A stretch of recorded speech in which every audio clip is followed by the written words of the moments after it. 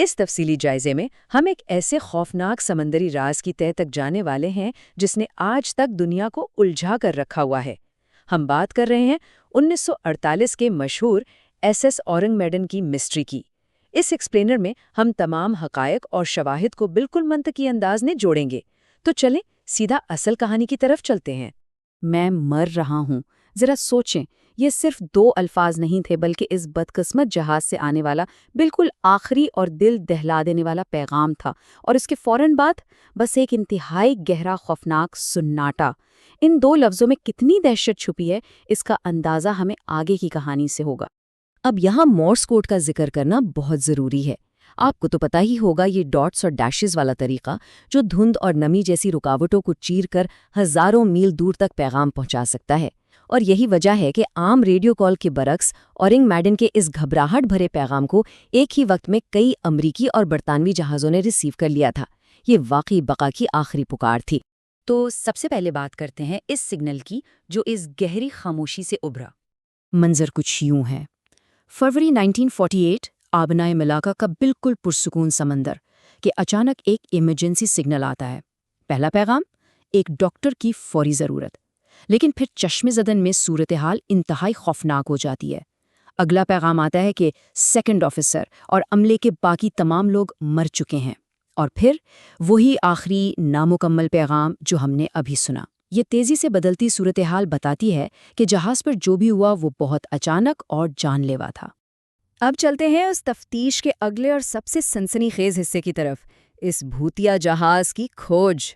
ان signals کو سن کر قریب ہی موجود ایک امریکی تجارتی جہاز سلور سٹار نے فوراً اپنا راستہ بدلا اور مدد کے لیے پہنچ گیا، لیکن جب ریسکیو ٹیم وہاں پہنچی تو ایک عجیب ہی تضاد تھا۔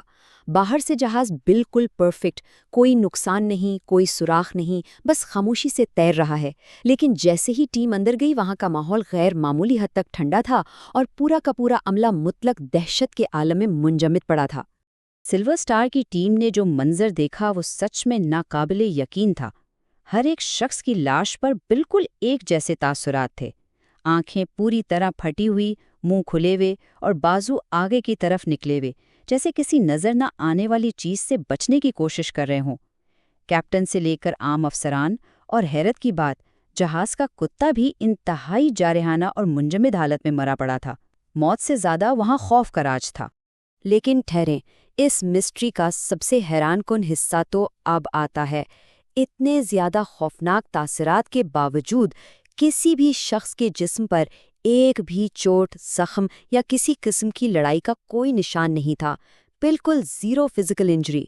مطلب اگر کسی نے حملہ نہیں کیا تو ان سب کی جان آخر کس چیز نے لی؟ اب صورتحال مزید بگڑنے والی تھی، یہ راز ہمیشہ کے لیے دفن ہونے والا تھا۔ تو ریسکیو ٹیم نے فیصلہ کیا کہ بھئی اس جہاز کو ٹو کر کے یعنی کھینچ کر قریبی بندرگاہ لے جاتے ہیں، لیکن تیاری ابھی شروع ہی ہوئی تھی کہ اچانک جہاز کے کارگو ہولڈ نمبر 4 سے گہرا دھواں اٹھنے لگا، اور دیکھتے ہی دیکھتے وہاں ایک زبردست آگ بھڑک اٹھی۔ دھواں اتنی تیزی سے پھیلا کہ ریسکیو ٹیم کو مجبوراً سب کچھ وہیں چھوڑ کر اپنی جان بچانے کے لیے واپس سلور سٹار کی طرف بھاگنا پڑا۔ اور پھر ایک انتہائی زبردست دھماکہ۔ وہ بظاہر بالکل ٹھیک ٹھاک جہاز سیکنڈوں میں تباہ ہو گیا، اور یہی وجہ ہے کہ آج ہمارے پاس اس واقعے کا کوئی فزیکل ثبوت نہیں ہے۔ ایس ایس اورنگ میڈن اپنے اس منجمد عملے اور تمام رازوں کے ساتھ ہمیشہ کے لیے سمندر کی گہرائیوں میں غرق ہو گیا۔ جسمانی ثبوت تو سمندر میں ڈوب گئے، تو پھر تفتیش کیسے ہوئی؟ یہاں انٹری ہوتی ہے CIA کے کلاسیفائڈ ڈاکیومنٹس کی۔ سمندر برد ہونے کے بعد حقائق تک پہنچنے کا واحد راستہ یہ پیچیدہ کاغذی کارروائی تھی۔ 1948 کے واقعے کے بعد 1954 میں ڈچ اخبارات میں کچھ انٹرویوز آئے، پھر 1958 میں امریکی انٹیلیجنس یعنی CIA کو ایک انتہائی اہم خط لکھا گیا، اور آپ حیران ہوں گے یہ فائلیں پورے 45 سال تک ٹاپ سیکرٹ رکھی گئیں، یہاں تک کہ 2003 میں انہیں ڈی کلاسیفائی کیا گیا۔ آخر کیا چھپایا جا رہا تھا؟ اس کی وجہ شاید 1958 کے اس خط کا یہ جملہ تھا: مجھے یقین ہے کہ ایس ایس اورنگ میڈن کے اس المیہ میں سمندر کی بہت سی انسلجھی پہیلیوں اور ہوائی جہازوں کے حادثات کا جواب چھپا ہے۔ یہی وہ الفاظ تھے جنہوں نے اس فائل کو دہائیوں تک خفیہ رکھا۔ اب جب کہ ہم ٹائم لائن سمجھ چکے ہیں تو ان 3 بڑی تھیوریز کا جائزہ لیتے ہیں جو اس واقعے کی وضاحت کرتی ہیں۔ سب سے پہلے تو اس وقت کا سیاق و سباق سمجھنا ضروری ہے۔ لائڈز شپنگ رجسٹر میں اس نام کے کسی جہاز کا کوئی آفیشیل ریکارڈ ہی نہیں تھا، اور دوسری جنگ عظیم کے فوراً بعد کے دور میں یہ کوئی انوکھی بات نہیں تھی۔ اس وقت غیر رجسٹرڈ اور جعلی ناموں والے جہازوں پر خطرناک اور غیر قانونی اشیاء کی سمگلنگ عروج پر تھی۔ اور یہیں سے سب سے مضبوط اور لاجیکل تھیوری نکلتی ہے کیمیکل سمگلنگ۔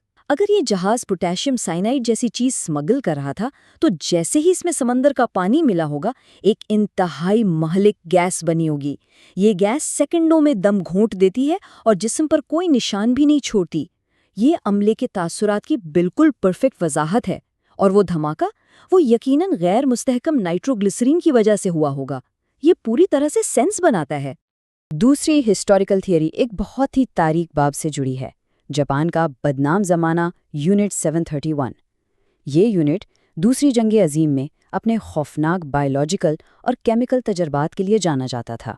کچھ لوگوں کا ماننا ہے کہ یہ غیر رجسٹرڈ جہاز دراصل جنگ کے بعد ایک خفیہ مشن پر تھا اور انہی خطرناک حیاتیاتی ہتھیاروں کو منتقل کر رہا تھا جس کی حادثاتی لیکیج نے سب کی جان لے لی۔ اور پھر تیسری تھیوری آتی ہے جو سپر نیچرل یا مافوقل فطرت ہے، فزیکل زخموں کا نہ ہونا، جہاز کا وہ عجیب بوجھل سا ماحول جسے ریسکیو ٹیم نے محسوس کیا، اور کتے کا اس طرح کسی اندیکھی چیز کی طرف دیکھ کر جم جانا۔ ان سب نے اس خیال کو جنم دیا کہ شاید ان کا سامنا کسی ایسی طاقت سے ہوا تھا جسے انسان سمجھ ہی نہیں سکتا۔ لیکن حقیقت جو بھی ہو، سمندر کا سب سے گہرا راز اب بھی دفن ہے۔ سمندر کی وسعتوں نے اس تمام کہانی کو ہمیشہ کے لیے اپنے اندر نگل لیا ہے، اور ہمارے پاس بچی ہیں تو صرف جنگ کے بعد کی اس تاریک دنیا کی کچھ دھندلی سی کہانیاں۔ اس ایکسپلینر کے اختتام پر تمام ثبوت دیکھنے کے بعد سوال یہ پیدا ہوتا ہے کہ آبنائے ملاکا کے تہہ میں واقعی کیا دفن ہے؟ کیا یہ محض ایک بدقسمت کیمیائی حادثہ تھا یا پھر دنیا سے چھپایا گیا کوئی ہولناک جنگی جرم؟ جواب شاید ہمیشہ کے لیے ان لہروں کے نیچے ہی دفن رہے گا۔